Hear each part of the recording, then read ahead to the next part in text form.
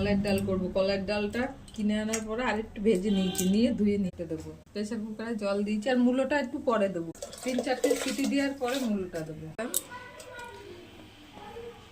ডালগুলো সিদ্ধ হয়ে গেছে, অল্প আর একটু হবে। এবার মূলোগুলো দিয়ে দিলাম, হলুদ দিলাম, দিয়ে দিলাম চিনি, দিয়ে দিলাম। আর 2টো সিটি দিয়ে নেবো মূলোটা সিদ্ধ হওয়ার জন্য। সিদ্ধ হয়ে গেছে, এবার একটু গরম জল দেবো।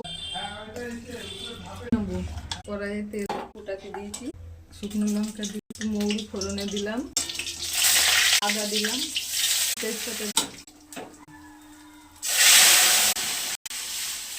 মৌরি ভেজে গুঁড়ো করে রেখেছিলাম দিয়ে দিলাম। কলাইয়ের ডাল হয়ে গেছে,